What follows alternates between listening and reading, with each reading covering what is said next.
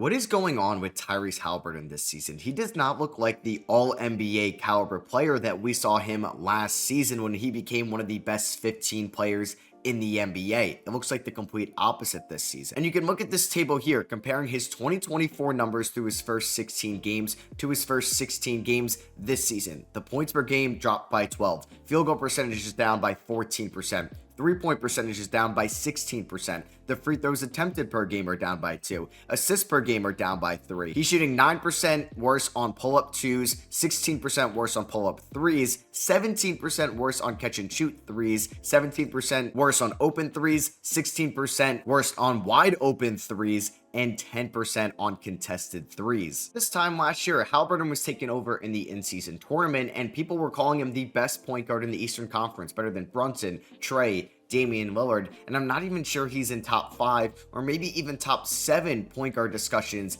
in the Eastern Conference right now. Because when you were watching Tyrese Halliburton last year, he just had so much more confidence in his shot in the half court. He was taking a career high in three-point attempts, but his pull-ups were so much better, and he was just a mastermind of the high-risk, high-reward shots. There was something about Tyrese Halliburton's confidence that was just off the charts, and I feel like once he got into a rhythm, he was one of the best three-point shooters in the NBA, and this year we're just seeing it in the total opposite. Last year against the Milwaukee Bucks, we saw Halliburton put up monster 40-plus point performances, turning into one of the best offensive players in this league. And it wasn't just the three-point shot. He was able to get to the rim. He was able to find the open man. He was the best facilitator in the NBA, leading the league in assists. He knew how to break down the pick and roll. He was able to find vulnerable spots of the defense and use dribble penetration down the lane against good defenders and finish with contact inside. Something we're seeing him do a lot less this season, or just not having the confidence and just being way too passive when attacking the rim. And something that is interesting, that before the Pascal Siakam trade last year, the Indiana Pacers were leading the NBA in pace. They were leading the NBA in offensive rating with 127 points per 100 possessions. And Halliburton was shooting 38% on corner threes from the left side,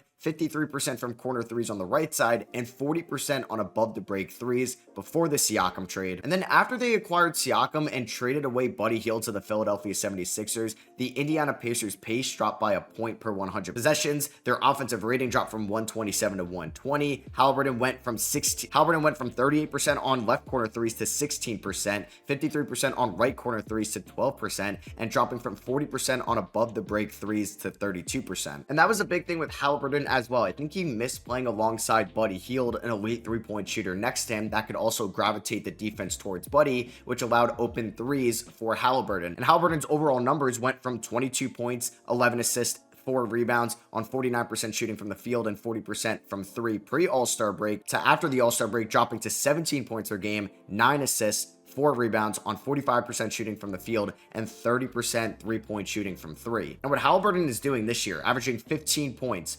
38% from the field and 29% from 3, as well as 8.5 assists per game. This is a fraction of what we saw last year. Now, there is still flashes of this Halliburton. He had a phenomenal game against the New York Knicks on November 10th, where he dropped 35 points, 14 assists, and shot 61% from the field and 40% from 3, and looked like the Halliburton we saw last year. It was by far his best game of this year's season, and he was getting open looks, and this is not against a good defense either. The Knicks are one of the worst defenses in the league this year in terms of defensive rating, and then after that, he goes up against a much better defense in the Orlando Magic, and he just drops 9 points on 3 of 14 shoot. And something I'm noticing this year when I'm watching Tyrese Halliburton, he doesn't seem as decisive as he's been in the past. Here's just a terrible pass to Quentin Jackson, and he's just not letting the play develop whatsoever, and he should know that this is Giannis Antetokounmpo guarding Jackson, and that is going to be one of the easiest steals of Giannis's career. Here's where he gets Cade Cunningham to jump in the air, and he's able to get a good look from 3, but he unfortunately misses it. The Pistons are able to score in transition by a lack of defense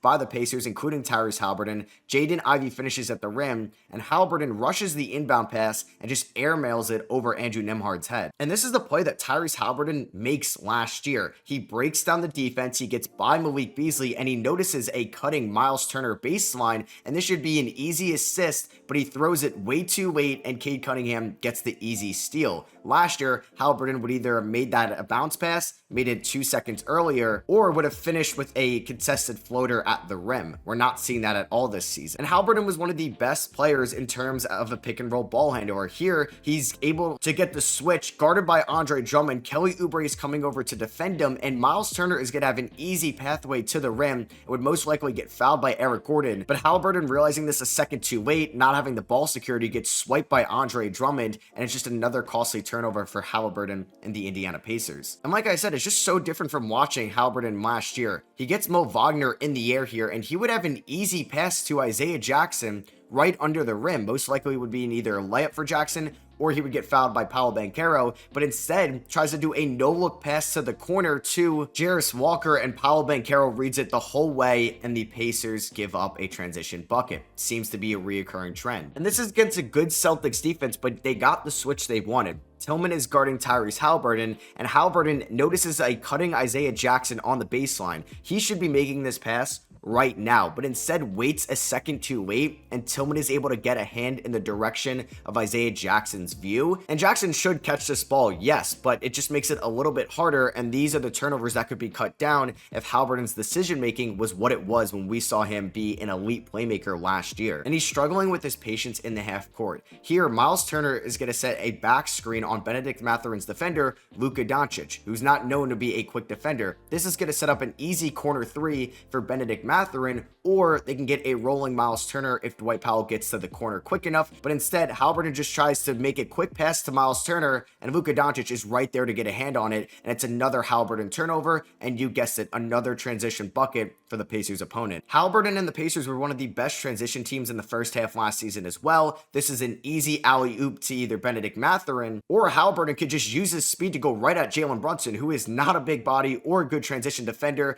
but instead, he throws this alley-oop way too short, and just short enough where Josh Hart, who's a great athlete, is able to get a fingertip on it, breaking up this play, which should have been a Pacers transition bucket. Because if you compare Haliburton operating this half-court offense last year, he notices that Jared Allen slips and makes the perfect pass to Miles Turner cutting to the rim. No hesitation, like we are seeing this year with some of his playmaking. And you know Haliburton loves to do his no-look passes. Here, he notices that DeAnthony Melton loses Jalen Smith by a step, and he's able to feed him inside, making the right play. Here, he catches DeJounte Murray just not being a good pick-and-roll defender that we saw all last year, and it's an easy Jalen Smith bucket inside. They get the switch they want, and Haliburton makes the perfect time pass. And he's still making good passes this year. Don't get me wrong. He's still in the top 10% of assist percentage this year by any player in the NBA. But last year, we saw him go up against Trae Young, Nikola Jokic, and some of the best passers and playmakers in the NBA. And this year, he's definitely dropped from tier 1 to tier 2, I think. And last year, Haliburton loved his step back three, and it was one of the best separating moves that he showcased all year. It kind of had a LaMelo-esque to this. Here, he's going right at a good defender, Isaiah Stewart, who gets a hand in his face, and Haliburton was great at contested threes last year. Because this is a similar play against Luke Cornett, an inferior defender on Tyrese Haliburton, who's not as quick.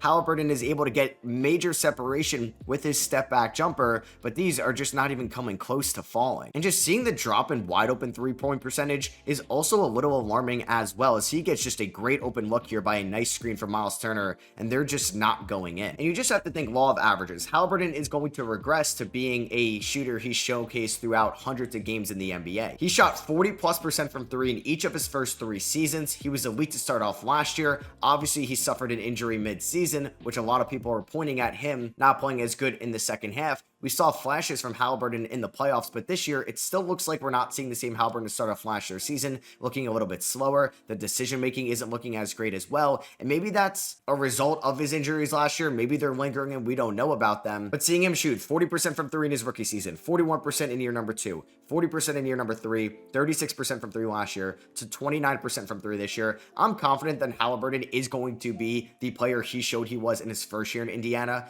Maybe we don't see Haliburton what he was in that first 16 to 20 game stretch pre-All-Star break last season, but I think we're going to get something in the middle throughout the next half of this year's season, because Haliburton is still a really good shot creator. He can create separation. He's a phenomenal playmaker for somebody at his position, and seeing somebody drop off this major with his scoring is just not sustainable in the right way. So let me know what you guys think about Tyrese Haliburton this season. Do you think this is the Haliburton we're going to see now? Do you think he was just completely overrated last year and his hot start was just not sustainable? Or do you think he's going to figure something out? He's going to unlock how to get back to what he was before this season, and he's going to be the Haliburton of old? Let me know down below. Drop a like if you guys did enjoy this video. Subscribe for more player evaluation videos all season long, and I'll catch you guys in the next one. Peace.